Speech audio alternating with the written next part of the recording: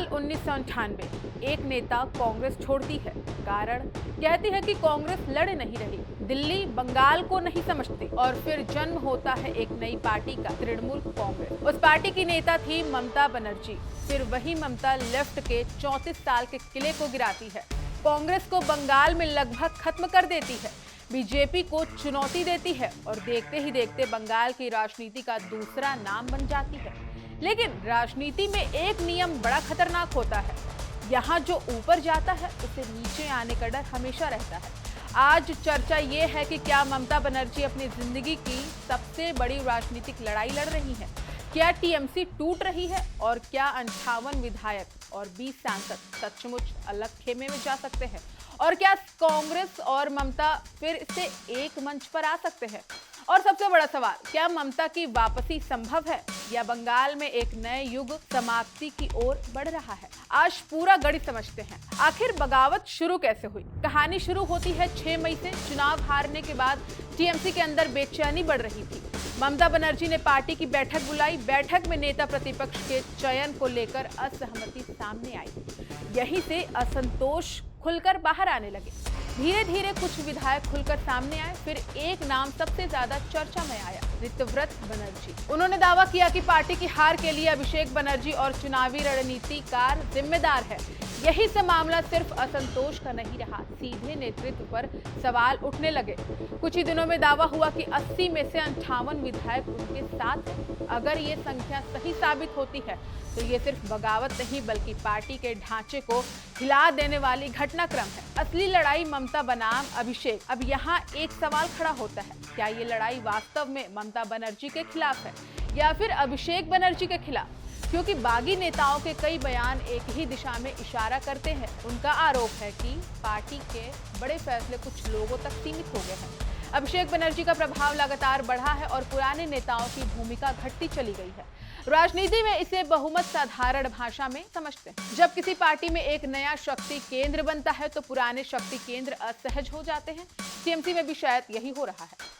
और अब सांसदों की बारी है कि विधायकों की बगावत की चर्चा चल रही है कि अचानक सांसदों का मुद्दा सामने आ गया। दावा किया गया है कि टीएमसी के कई सांसद अलग व्यवस्था चाहते हैं। कुछ रिपोर्ट्स में संख्या 20 तक बताई गई है। अगर ऐसा होता है तो मामला और गंभीर हो जाता है। क्यों? क्योंकि सांसद में संख्या का खेल बहुत महत्वपूर्ण होता है। लोकसभा में टीएमसी विपक्ष की बड़ी ताकतों में से एक हो रही है और अगर वहां टूट होती है तो असर सिर्फ बंगाल तक सीमित नहीं रहेगा, दिल्ली तक भी जा सकता है। आखिर बीजेपी को इससे क्या फायदा होगा?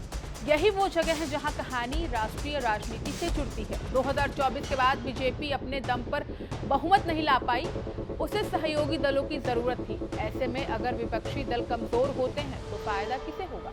जाहिर है सत्ता पक्ष को ही होगा। अगर विपक्ष के सांसदों की संख्या घटती है तो संसद में सरकार का रास्ता आसान हो सकता है। कई महत्वपूर्ण विधेयकों पर विपक्ष की ताकत कम हो सकती है। यानी बंगाल का संकट दिल्ली की राजनीति को प्रभावित कर सकता है। और कांग्रेस अचानक तस्वीर में क्यों आ गई?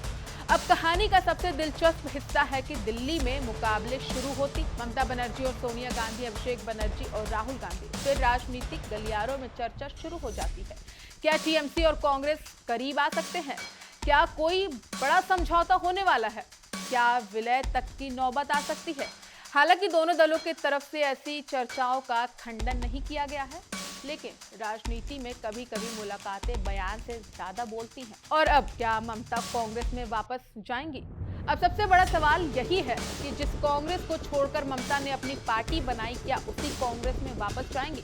राजनीतिक रूप से ये बहुत कठिन फैसला होगा, क्योंकि टीएमसी सिर्फ एक पार्टी नहीं है, ये ममता की राजनीतिक पहचान है, उनका संघर्ष है, उनकी विरासत है। और अगर वो कांग्रेस में लौटती हैं तो विपक्ष कहेगा कि ममता हार मान गई। उनकी पूरी राजनीतिक कहानी पर सवाल उठेंगे। यही वजह है कि अधिकांश राजनीतिक विश्लेषक इसे आसान नहीं मानते। लेकिन अगर मजबूरी बढ़ गई तो राजनीति में कोई दरवाजा हमेशा के लिए बंद नहीं होता। अगर पार्टी लगातार टूटती है, अगर संगठन कमजोर होता है और अगर सांसद और विधायक अलग हो जाते हैं तो फिर नेतृत्व को नए विकल्प तलाशने पड़ते हैं। यही कांग्रेस एक सुरक्षा कवच की तरह दिख सकती है। राष्ट्रीय मंच संसदीय ताकत, इंडिया गठबंधन, इन सबका लाभ ममता को मिल सकता है। लेकिन सवाल यह है कि क्या कांग्रेस भी इसके लिए तैयार होगी? कांग्रेस की मुश्किलें क्या हो सकती हैं? लोग सोचते हैं कि अगर टीएमसी कांग्रेस के करीब आती है तो कांग्रेस मजबूत होगी, लेकिन मामला इतना सीधा नहीं है। कांग्रेस पहले से राज्यों में संघर्ष कर रही है, संगठन कमजोर है, संसाधनों की चुनौती है। फिर टीएमसी के साथ आने का मतलब होगा बंगाल की पूरी राजनीतिक लड़ाई को अपने कंधे पर लेना। परिवारवाद के आरोप, भ्रष्टाचार के आरोप, क्षेत्रीय असंतोष, इन सबका सामना कांग्रेस को भी करना होगा। यानी ये सौदा जितना आसान दिखता है उतना है नहीं। क्या ममता वापसी कर सकती है? अब सबसे अहम सवाल है कि क्या ममता खत्म हो गई है? जवाब है नहीं, कम से कम अभी तो नहीं, क्योंकि बंगाल की राजनीति में आज भी सबसे बड़ा चेहरा कौन है? ममता बनर्जी। टीएमसी का वोटर आज भी पार्टी से ज्यादा ममता को जानता है। उनकी राजनीतिक शैली अलग रही, सड़क पर संघर्ष, सीधे जनता से संवाद, आक्रामक राजनीति। इसी वजह से उन्हें कम आंकना खतरनाक हो सकता है। याद रखिए, 2006 में भी लोग कहते थे ममता खत्म हो गई। 2011 में उन्होंने इतिहास बदल दिया। तो इस पूरे मामले का सार क्या है? बंगाल में राजनीतिक भूचाल जरूर आया है, बगावत की खबरें हैं, सांसदों को लेकर दावे हैं, कांग्रेस से नजदीकी की चर्चाएं हैं।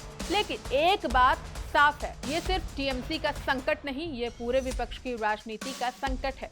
अगर ममता संभल गई तो वह फिर राष्ट्रीय राजनीति की बड़ी खिलाड़ी बन सकती है। अगर नहीं संभली तो बंगाल की राजनीति एक नए दौर में प्रवेश करेगी और शायद इतिहास ये लिखेगा कि जिस नेता ने कांग्रेस छोड़कर अपनी पार्टी बनाई थी उसे अपनी सबसे बड़ी लड़ाई उसी कांग्रेस के साए में लड़नी पड़ी। अब देखना सिर्फ इतना है कि ममता बनर्जी अगली चाल क्या चलती, क्योंकि बंगाल में खेला अभी खत्म नहीं हुआ, असली खेला शायद अब शुरू हुआ है।